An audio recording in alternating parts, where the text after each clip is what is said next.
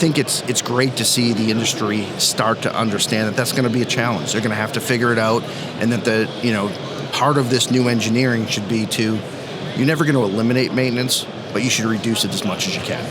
Right? That'll give us a shot at being able to maintain the fleet of the future.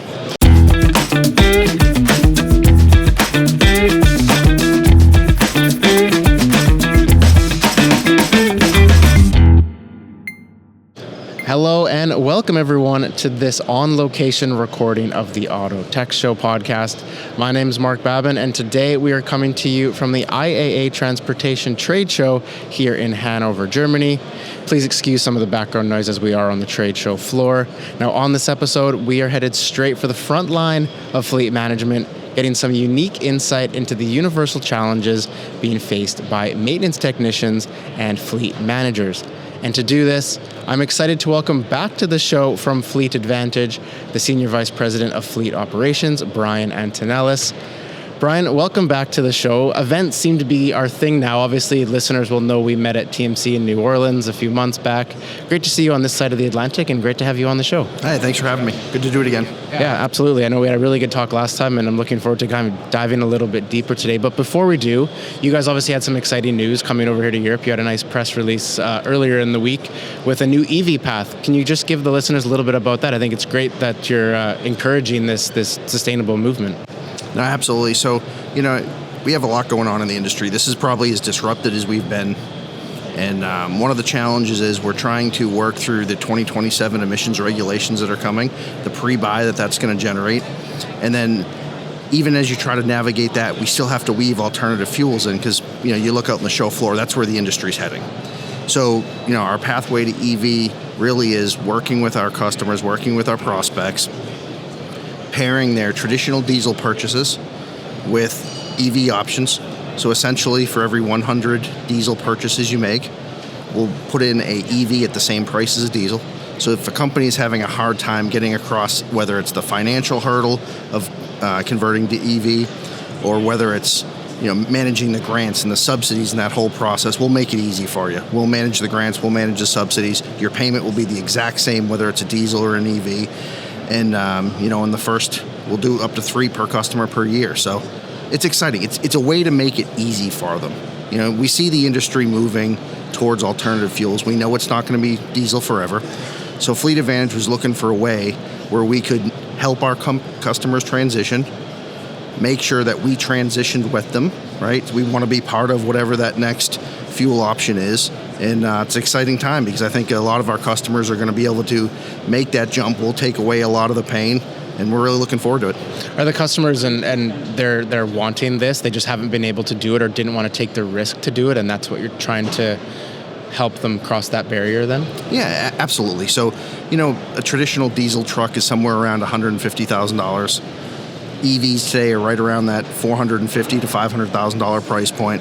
So they create all internal challenges for our customers. They have to get different financial approval. They have to do all this work internally. What we're doing is we're just making it easy. It's the exact same price. So if you need 102 trucks, we'll get you 100 diesel, we'll get you a couple EV, and we'll help make that transition really smooth. And help them try it out, obviously, to get their feet wet with it, get the infrastructure built up that they need so that they can then onboard more of those fleet vehicles as maybe the diesels phase out.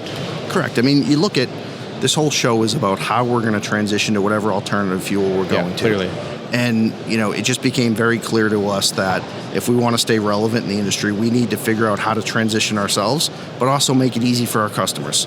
Because we can sit here and talk about the challenges of transition all day long, but we have to come up with a plan that makes it achievable and actionable for our customers. So we think we've done that.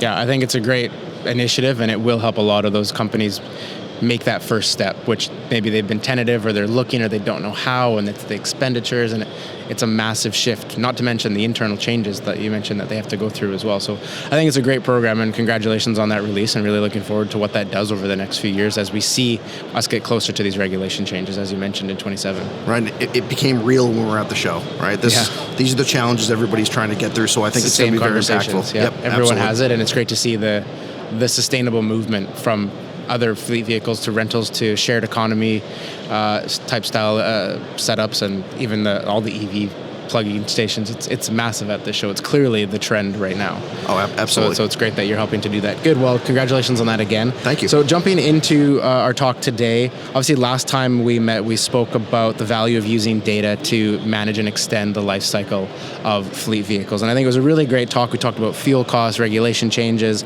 tech adoption, all the data that people are being drowned in on the intake as well.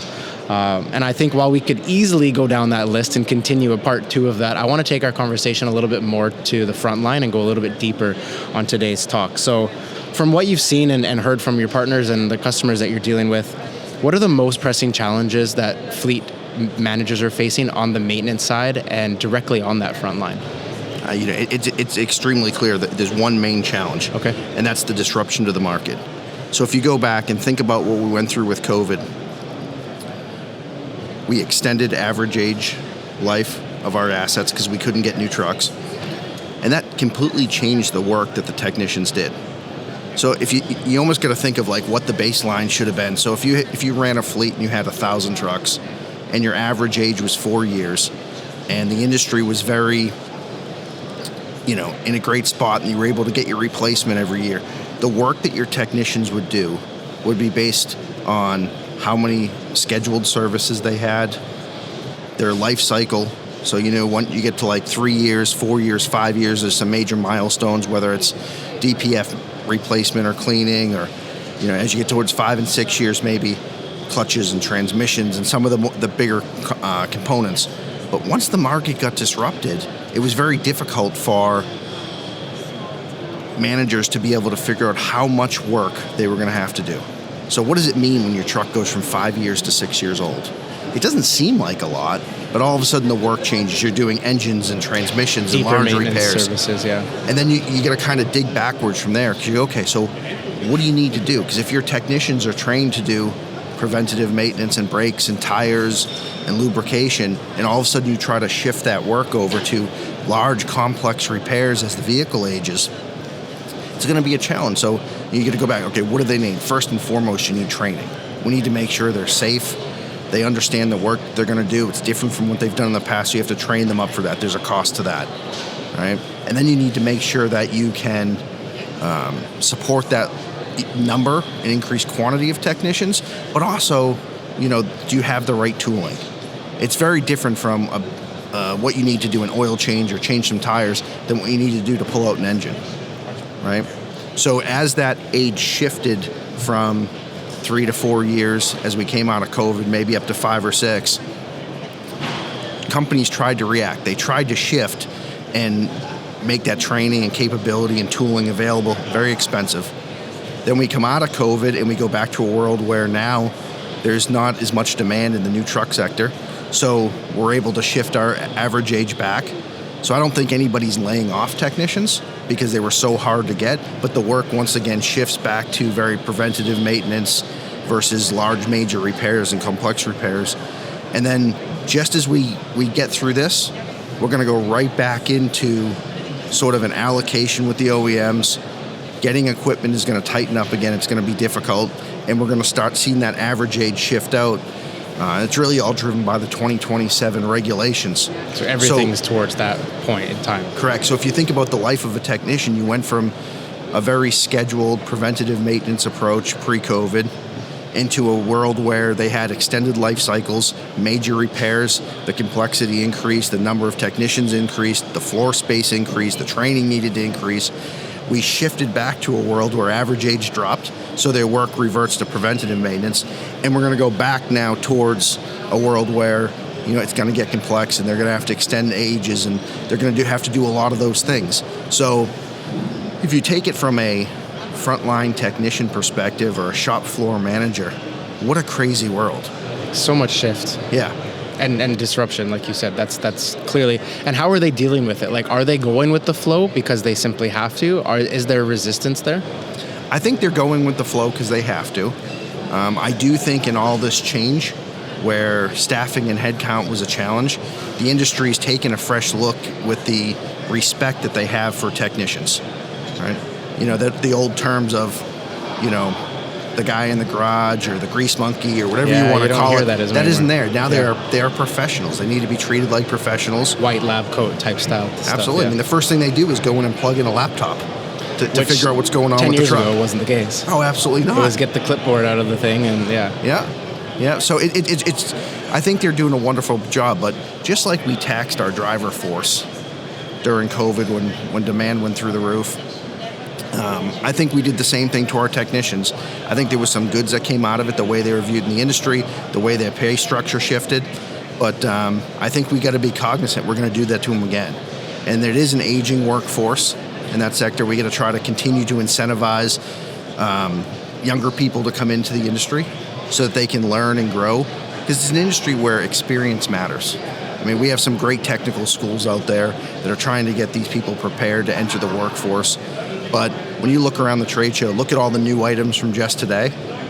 There was a whole different slew of items just 3 years ago. Yeah, So and it will be again in the next 3 years. Yeah. Absolutely. So it's rapid change. And imagine a world where you could spend 30 or 40 years in the industry as a technician and you worked on a diesel engine. While it changed, it still was conceptually the same thing, right? So you could grow and you can learn with it over time. It's clear, you just look out on the show floor, it's clear that the power plant of the future is going to be multiple different options. We're still going to have diesel for long haul. We're going to have EV.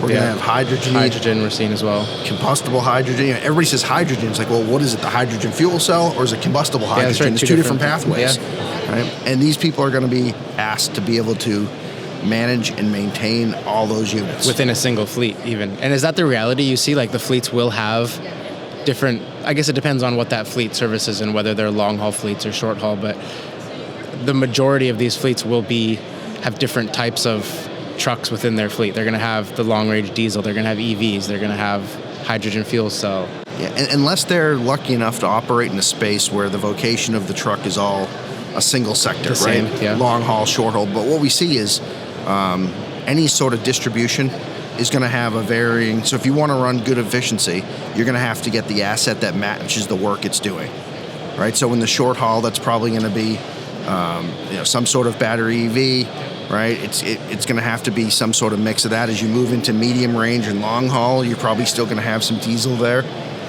One of the things that became clear to me during this show was when we met a couple years ago at TMC, they thought the end of diesel was coming. And while the percentage of diesel is going to decrease, I think they've acknowledged in the heavy haul and long haul, It's still there. it's still going to be there, right? So the expectations have shifted just based on what's actually being delivered on a, I guess, truck basis, but then also the infrastructure basis as well. Correct. Yeah, so, think about all that change. You're going to have a fleet mechanic that'll have to know EV, possibly some form of hydrogen, Yep. some form of diesel. And all of these need very technical trainings and technical service regiments. Different timings as well, I imagine. You're not going to change the oil on an EV, but maybe you're changing the tires more often. Things like this. So different intervals that we're not used to. Yeah, one of the great things yesterday, I was in one of the talks with Tesla, and the gentleman was going through sort of the evolution of the piece of equipment. I've seen this with all the EV makers. It was great to hear them talk about the maintenance portion of it. That's really good, because that's also, I was going to ask what's overlooked, and maintenance is one of those things that is often overlooked. Yeah, and that transition to EV gave them the opportunity to sort of rethink the truck. So I don't think it's going to be a world where you have to do 2 PMs, like you said, fluid changes, but you're still the tire components, the brake components. How are we going to, no one's even talking about how we're going to have to maintain an electric motor. Yeah, right. That's the last piece almost at this point. Right. So, yeah, I think it's great to see the industry start to understand that that's going to be a challenge. They're going to have to figure it out, and that part of this new engineering should be you're never going to eliminate maintenance, but you should reduce it as much as you can, right? That'll give us a shot at being able to maintain the fleet of the future. And keep uptime as high as possible, because maintenance obviously just has more of an impact on keeping your trucks on the road, which is the most important thing for every fleet operator. I was going to ask about overlooked issues and misconceptions in the industry, and we look at the Frontline. You touched on a few there. In your opinion, what should be getting more attention? Is it the tech side? Is it the maintenance side? What's not being spoken about enough right now? Yeah, I think it's the training piece. So I've seen the disruption when a company brings in a different brand or a different OEM, and you'll have a real response from the drivers. They talk about the challenges they have and this new piece of equipment, and they weren't trained on it. Imagine what it's like going from a traditional diesel to an EV, right? And it's all happening while we're putting on new safety, we're putting on a new power plant, new configurations of the trucks. We have technicians that have to learn how to maintain them. And I think that the training element is going to be something as an industry. We got to figure out how to close that gap. And we're not there yet. We're not. I mean, they have, we come here and we learn about these key topics, and I think we do the best to go back to our customers and share what we've learned. But someone, you think about the thousands and thousands and thousands of drivers and mechanics out there. People have to go out there, and it's not a one-day training. You have to go sit down with a technician. That's probably several months in a classroom and hands-on to learn this technology. Which is and make sure they're shop doing floor, safe. isn't it? They're somewhere else doing this, so you've lost that tech for that portion. Absolutely. Same thing with the drivers, right? Their portion might be a little bit more streamlined because they're looking at the function of the truck and not the technical aspects of the truck. But there's a lot to go. So I'd say as an industry, we have to move from, as soon as we sort of solidify the pathway we're on, we got to figure out how we train, how we get our workforce geared up to go towards it. Because you know what? We can put all the great technology we want. It's not going to matter if the people that are out there every day doing the work, turning the wrenches, bolting the tires on, driving the trucks, if they're not going to do that, or they can't do that, or they're going to do it inefficiently, it doesn't matter. Yeah, and technology is an interesting piece, and it's the next thing I wanted to touch on, because I think the way we're seeing technology evolve now, it's to shorten that adoption time, especially when we have these training gaps where we're going to need a solution rather quickly, and we can't do it the old way. And it can't be with tools that need months and years of training to get right and to optimize, because it's going to need efficiency immediately. So the tech adoption piece is something to me that's going to play a really key role in this. What innovations have you seen, or maybe around the show or who you're speaking with, that are going to help that tech adoption side when it comes to training? I think people are trying to evolve that portion of the business. So a couple of things that have stuck out to me. One, we're in a set of headsets. We're wearing a headset here. Well, there are many projects out there where the technician will wear a headset and he can almost get a visual cue. So instead of having to go back into a manual and look at page 137 to figure out how to install a component, it can be right in front of them, right? Same thing with drivers. I was over at a driver simulator the other day, and just trying to get them to transition from, it was typically the feel of the driver that let them know when they were in a situation. So it was the movement of the truck or the hard braking or the feeling the road. But with this new technology, so much of that is managed outside of their control. The car is telling you, the truck is telling you. Exactly. So they have to figure out how to read technology and not read those old classical signs that they had. So I think options like that are going to have to be adopted. They're going to have to be part of it. So I can go in and work on a new engine. I can put on a set of virtual reality glasses. I can see the process to make the repair. I know what data or how to hook up the laptop so that it's reading and I can see it real in live time. But so real-time feedback within tools is going to be essential. Just to skip that going through the book, next step, it should be right in front of you or somewhere in front of you. Absolutely. You think about what happens today and in the past around what defined a good technician.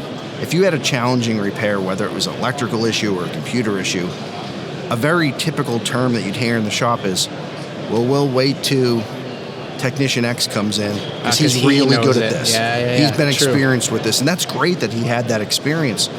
But as that shift, that experience gets lost. If you move from working on diesel to working on EV, you can have absolutely the greatest technicians on diesel. But we need to help them transition over to EV, so that being able to take some of those new procedures and where you don't have the experience, being able to deliver it in different methods is going to be really important. So that consistent, deliverable training and maintenance side is going to be key then. No matter who's doing it, you get a consistent result and consistent servicing process, especially with how complex some of these things are going to get. You can't have a specialty guy.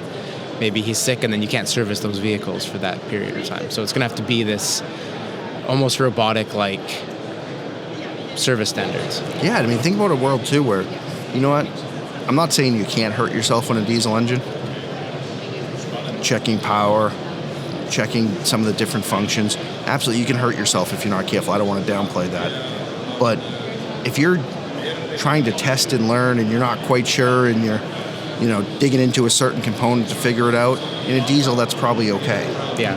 When you put EV there, someone could get hurt. I mean, you see the different color coding of the cables, and that's to indicate to the technicians don't work on this side. But if they don't know how the electricity is flowing, if they don't know how all the components are working together, and they go in and they just try to find an obvious challenge, that's terrible, right? I'd rather say, okay, here is the procedure for diagnosing no start or no accelerated pedal or whatever the challenge is that you're trying to get through. We need to be able to give them very prescriptive instructions that keep them safe. As they test and record what the results of the tests, they're able to put it into a flow chart and understand where this is leading them. Yeah, I think that's a really important aspect, and maybe something, again, overlooked a little bit, is just the dangers associated with these new types of vehicles that maybe we're unprepared for now, how it's set up, but the technology needs to come in to assist with that, because you can't just go, oh no, someone comes into the room and don't touch that cable. Like, if you're not trained on it properly, which is going to happen, you can't have these issues happen in a shop where maybe we got away with it the last few decades with diesel trucks, where it was okay to touch that. It's all static, nothing's going to hurt you. But when you get electric involved, you can't just start touching stuff. And we're going to have different types of gases with hydrogen, and I haven't seen a big amount of it here, but CNG is becoming more prevalent, especially back in the States, where I think we have some regulations that are going in 27, and they're putting some hard and fast dates. I mean, we heard the gentleman from Daimler talk about it yesterday around how these dates aren't quite aligning with where the infrastructure is or where the build of the truck is. And, as we go through that, technology is going to be forced in at a rapid rate. I mean, it's 2027 and 2030 are going to be here before we know it. And big changes. Absolutely.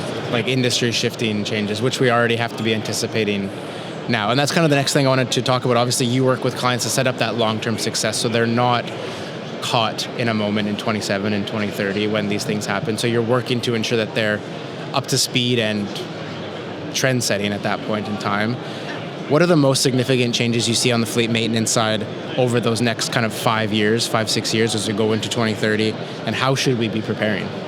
Well, think about it this way. So 2027 is a major milestone where the emissions regulations are going to become extremely strict.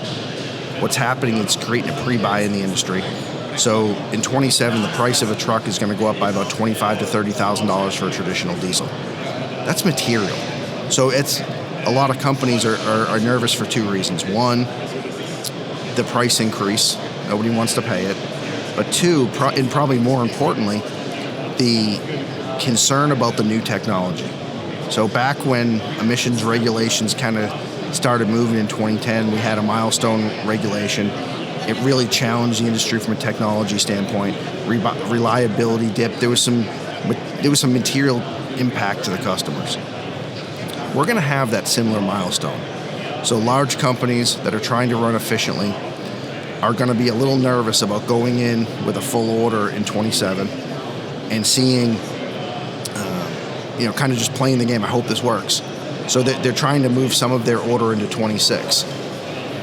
What that's created is this pre-buy scenario where if you're a company and you have to buy 1,000 trucks in 27, you go, okay, I'll buy 400 trucks in 27, I'll buy 500 trucks or 600 trucks in 26. But we're also going back into the world of allocation where you're only going to get so many trucks per year. Okay. Oh, wow. And I say all this to kind of bring it together is 27's here now. If you're planning for your assets, if you're planning for, what the mix is going to be from an alternative fuel standpoint, from a diesel standpoint, for how many you're going to buy, if we know that you're going to have find balance in your 2025 order and your 2026 order, because in a world of allocation you get one for one, and you want to pull some trucks out of 27, now is when we have to plan for that.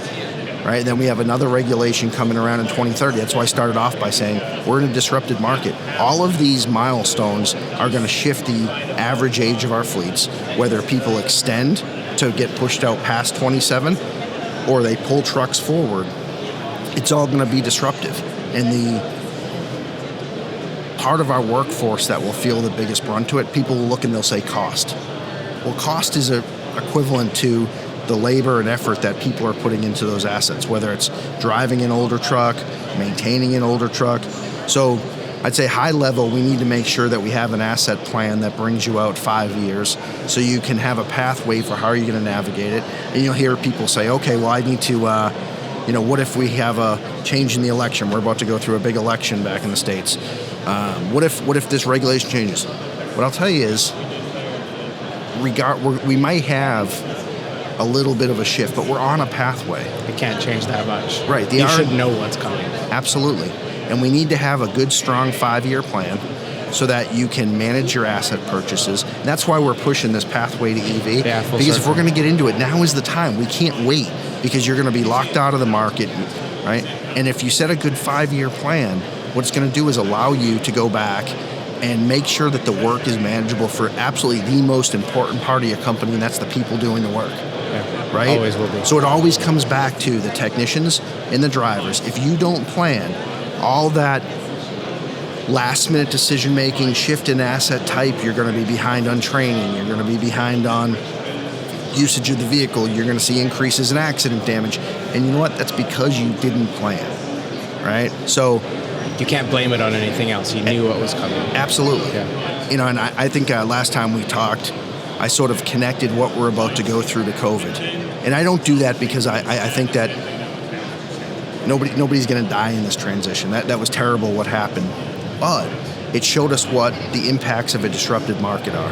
Yeah, a rapid shift. Absolutely. So we know there's a large disruption coming in 27. And on every chart you look at in here, they're also calling out the 2030 milestones and the 2035. Because you have to be that 5-10 years ahead. Correct. So you're into the middle of the first major disruption is 27, second will be 2030, then 2035. So, what can you do to help mitigate that? You have that 5-year plan. You understand that the regulation and the way it's enforced may shift a little bit. And if you have a 5-year plan and you're deviating, well, I was going to buy 200 trucks this year, but I'll shift 50 over to next year. That's manageable. It's a small amount. You still did the work. You still put in the effort to make sure you train and your workforce is still ready for it. If you do nothing, get forced into a purchase out of cycle, it's going to have a dramatic effect. So, our recommendation is make sure you're planning, make sure you're prepared, understand how that asset shift, asset type is going to affect your employees. Make sure you do the work to train. And then make small course corrections over the next 5 years. As little things, you learn a little bit, you adjust, you change, but you don't change course. I think that's a brilliant way to end, and I think it comes full circle again to the work you're doing with this pathway to EV. You're helping to get companies on that long-term plan by mitigating some of those risks, letting them dip their feet in where maybe they were uncomfortable before. So I think that comes really nice full circle. So listen, Brian, I love talking to you. You're such an insightful guy on this topic. It's great. So thank you so much for your time today. No, thanks for your time. Glad we get to catch up today. Yeah, absolutely. And wishing you a great rest of the trip and a safe trip home as well. For everyone watching and listening, thank you very much for being with me on this episode of the Auto Tech Show. Big thank you to Brian and Fleet Advantage for having a fantastic talk with us today. Hopefully you've got lots of notes and you're thinking a little bit maybe further than you were ahead of time and have that 5-year plan. If you have any questions about what you heard today or you want to read a little bit more about this pathway to EV that Fleet Advantage have launched, I'll have links below. You can check all that out. Definitely give it a read and get in touch if you have any questions about what you heard today. We'll definitely be able to answer those for you. But with that, we'll leave you there. Wishing everyone a fantastic day wherever in the world you may be. We'll see you on the next show very soon. Bye-bye.